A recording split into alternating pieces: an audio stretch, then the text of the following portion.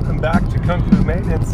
Today I wanted to talk to you a little bit about the home buying process and what's involved. So you want to buy a house, as opposed to renting or something. Renting can be nice. Everything's taken care of for you. A house definitely comes with other expenses, and you kind of have to look at that whole picture, because it's not just the price of the house, it's being able to keep that house, and there's a lot of other costs that go in to maintaining the house and everything like that. But anyway, one of the first steps is figuring out what you qualify for, but more than that, what you can afford. So going through all your expenses, your bills, to figure out what you can afford. Now, some people think like if you have any credit card debt that you're not going to be able to get a house, and that's actually not true. As long as you've shown that you can actually manage that debt, if you have a little bit of credit card debt or other debt, and you kept your payments proper, not been late on your payments and everything, and your credit's good, you can actually still qualify for a house. Having a little bit of credit card debt is not going to instantly disqualify you for being able to qualify for a house. So, how's it done? You go out looking for a house, and you see a house that you really like. Well, you're able to make an offer. It's a good idea to pre-qualify through a company or pre-approved. You used to get a letter of pre-approval, and now it's a little bit more complex in that you just get a letter of like a pre-approval from a lender, and you have a lot of different options for lenders. If you're buying a traditional home, then you have a whole array of lenders available. If you were looking to buy a mobile home, you actually need special lenders. A lot of the big lending houses don't deal in mobile homes at all, so it's something to be aware of. And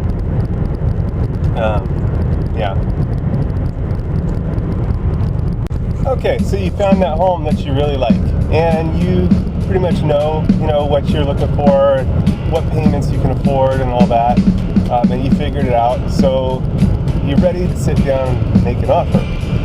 So you contacted a real estate agent, and you're ready to make an offer. So let's say the house is going for $150, and it just depends what you are wanting to offer for that house. You make your offer, and the offer is tentative on you being able to get that loan. If for some reason you can't get the loan, then the deal's off. And if the house doesn't appraise or something, and then you still can't get the loan, then the deal's off. There's a lot of verbiage in the paperwork that talks about the fact that if the loan is if you're unable to get the loan, then the contract's not gonna last. Okay, it gets discarded.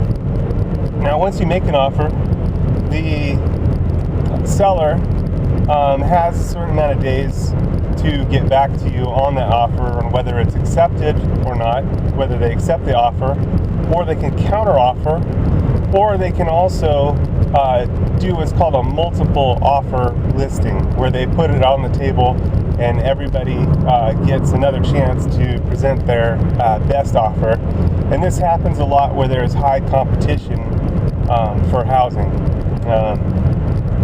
So it's definitely nerve-wracking. There's a lot of emotion and stuff involved when you're going to buy a house, especially if you're needing the place and you're on a deadline and all that, and you're maybe in an apartment and you're under a lease contract and that's going to expire and all that. A lot of nail biting and everything going on, waiting to hear back on the offer. Now, what can you do to make your offer stand out? Well, making your offer stand out, there can be definitely little things that you can do to make the offer stand out. And a lot of it is going to depend on your lender. As things get more serious and you're in contact with your lender, if you have a company that can deliver the money quickly, and you can actually emphasize that you're wanting this to close by a certain date, and as long as your lender can kind of guarantee that they can produce the finances within a certain time, sometimes that can put leverage or make your offer definitely stand out. There's some other things that can be included in your contract when you're making your offer. You can ask that a home warranty be included, like a year's home warranty that'll cover repairs and stuff like that. And other things you want to talk to your real estate agent about. And you can also request certain things like closing costs. Have the seller produce some of your closing costs or help with closing costs. Closing costs can get pretty expensive, and especially depending on the type of home. So a lot of times, especially if you're a first-time home buyer, cash up front can be kind of difficult to come by, and of course a lot of times you want to save as much as you can on that end, and so you can ask that the seller pay some of the closing costs, and it's usually some of the closing costs up to a certain amount, or you can ask to split the closing costs, or however you want to put that in there. And definitely that's going to depend on the market that you're in, as well as the cash that you have available for your closing costs.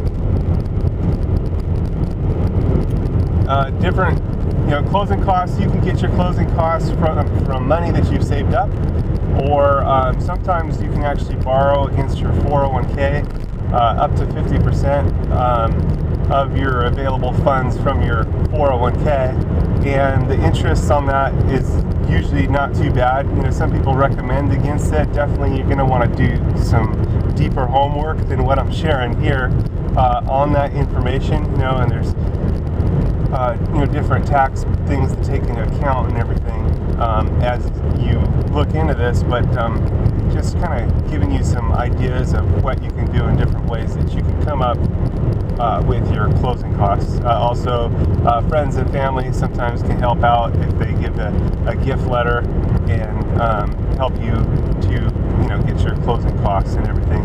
Those things generally have to be accounted for by your lender, and so anyway, so you've got an offer in, and what's next? So again, you've got an offer in, and it can come back from the seller, either a counter offer, a multiple offer listing, or they can say, no, we don't like your offer. So let's say if it goes to a multiple offer listing, it is now up to you to do something and to make another offer. It's basically like everything started over. Now sometimes nobody knows this, or it's not that nobody knows it, but it's up to you to know that the ball's in your court to make the next move and to give a new offer, okay? Because it's gone to a multiple offer. Okay. So let's say the seller agrees to your offer.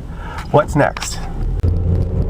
Okay, so you've gone to your mortgage company or your lender and everything's approved. You've got it all in writing, and the seller has accepted your offer. What's next? Well, the next phase is the appraisal, okay?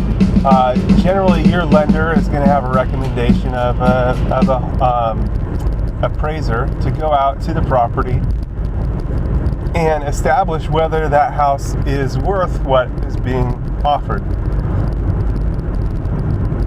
Okay, and they're going to look at everything, especially the comps. The comps are comparable houses in the area, in the market, and they're going to try to find representative houses that are similar, same to same, like to like, that represent the houses for that area.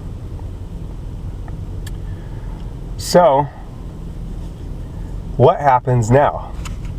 What happens if that house comes back and it's not the value that it doesn't appraise for the amount that the seller was trying to sell it? And this happens all the time.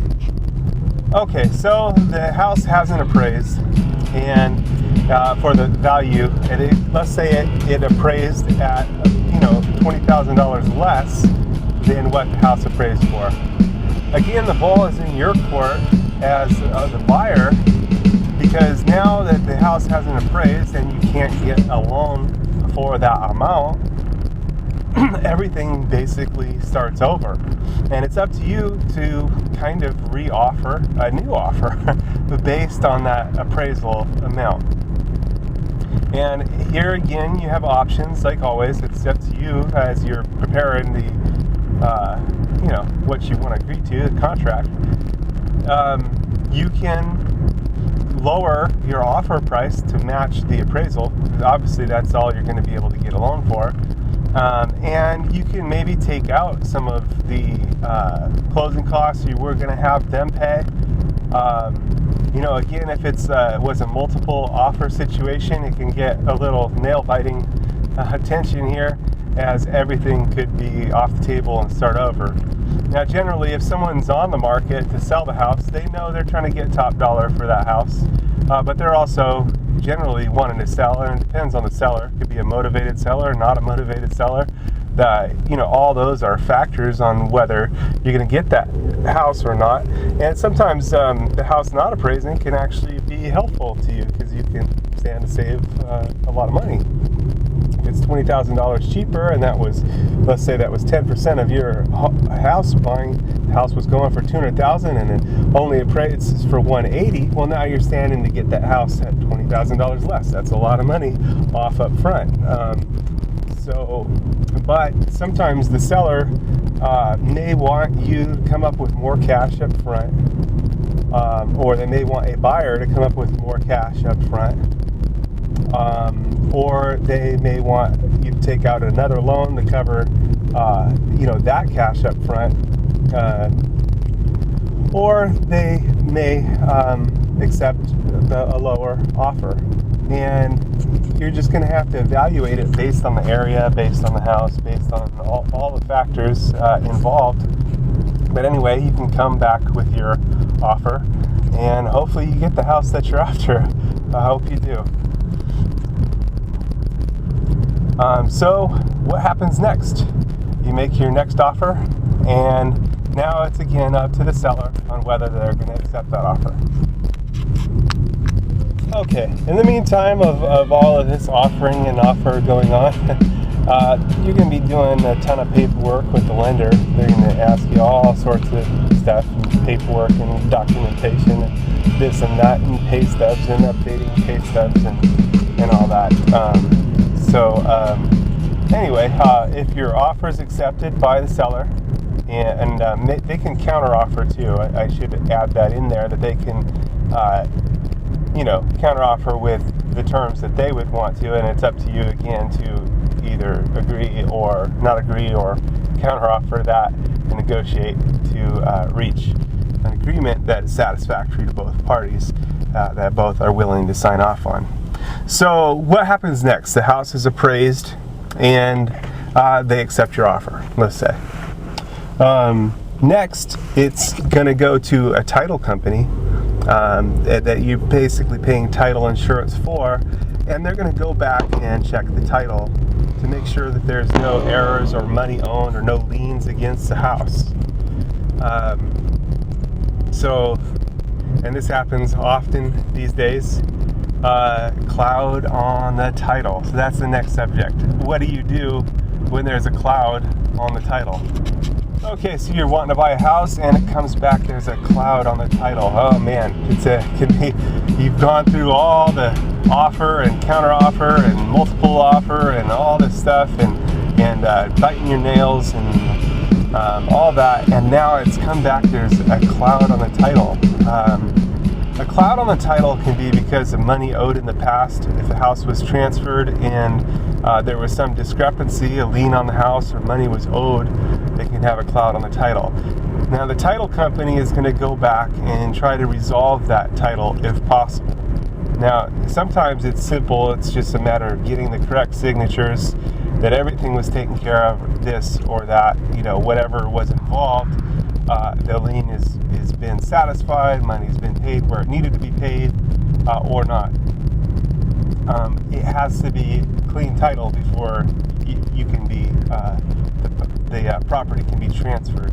So this can be really frustrating because some of this stuff can take a month or 3 months. It can take a long time. I wish I had better news for you on this type of thing, but it's just going to be one of those things that it takes going through the long haul. And at that point, again, you have an option to look at other houses or to do something different.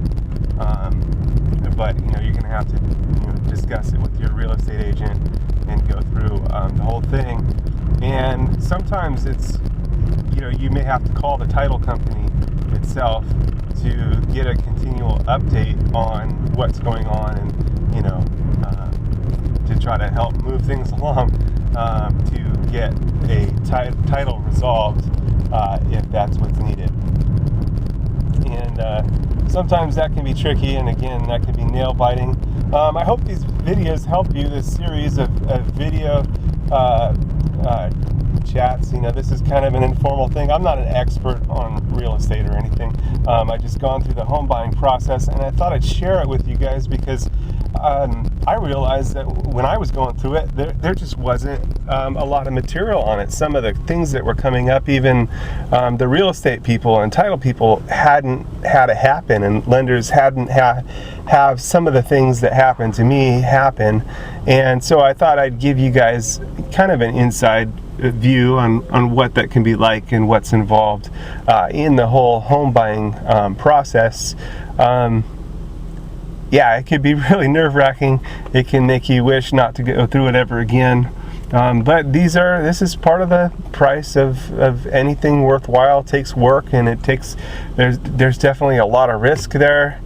And then it's one thing to get that house and another thing to keep paying for it. But